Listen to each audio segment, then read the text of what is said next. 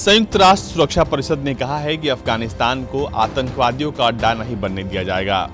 भारतीय समयानुसार सोमवार रात यूएनएससी में पारित एक प्रस्ताव में कहा गया है कि अफगानिस्तान की जमीन का इस्तेमाल किसी दूसरे देश पर हमला करने, धमकाने या आतंकवादियों को सुरक्षित पनाह देने के लिए नहीं किया जाएगा। आपको बता दें कि भारत इस समय यूएनएससी का अध्यक्ष है। The Council is ready to proceed to the vote on the draft resolution before it. I shall put the draft resolution to vote now. Will those in favor of the draft resolution contained in the document S/2021/750 please raise their hand.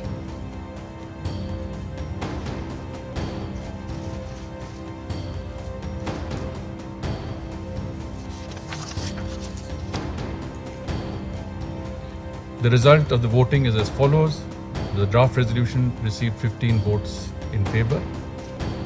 The draft resolution has been adopted unanimously as Resolution 2590 of 2021.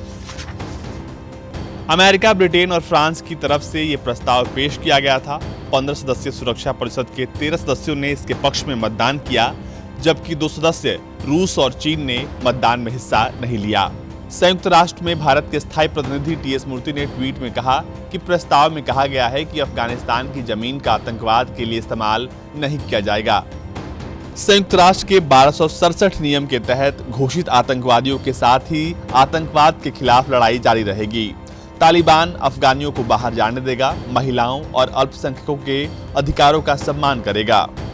प्रस्ताव में कहा गया है कि सुरक्षा परिषद को उम्मीद है कि तालिबान अफगान और सभी विदेशी नागरिकों को अफगानिस्तान से सुरक्षित और व्यवस्थित प्रस्थान की इजाजत देगा।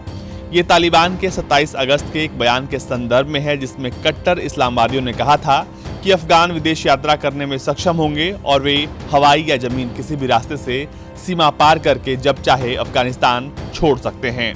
प्रस्ताव में कहा गया है कि सुरक्षा परिषद उम्मीद करता है कि तालिबान इन और अन्य सभी प्रतिबद्धताओं का पालन करेगा। दरअसल तालिबान के 1996 से लेकर साल 2001 के शासन के दौरान अफगानिस्तान अल-कायदा जैसे आतंकवादी संगठन का अड्डा बन गया था। अल-कायदा सरगना ओसामा बिन लादेन ने भी अफगानिस्तान में शरण ली थी। इसी से एक बार फिर तालिबान की सत्ता में आने के बाद अफगानिस्तान के आतंकवादियों का अड्डा बनने की आशंका जताई जा रही है। अफगानिस्तान के मुद्दे पर विदेश मंत्री एस जयशंकर ने यूएई के राष्ट्रपति से बातचीत की है। यूएई के राष्ट्रपति शेख खलीफा बिन जायद अल नाहयान के कूटनीतिक सलाहकार अनवर गर्गश से बातचीत की। ये बातचीत आपसी हितों की क्षेत्रीय चिंताओं पर केंद्रित थी। माना जा रहा है कि जयशंकर और गर्गश ने खाड़ी क्षेत्र की समग्र स्थिति के अलावा अफगानिस्तान संकट पर भी बातचीत की है, क्योंकि अफगानिस्तान के हालात दोनों ही देशों को सीधे तौर पर प्रभावित करेंगे। ब्यूरो रिपोर्ट, भारत तक।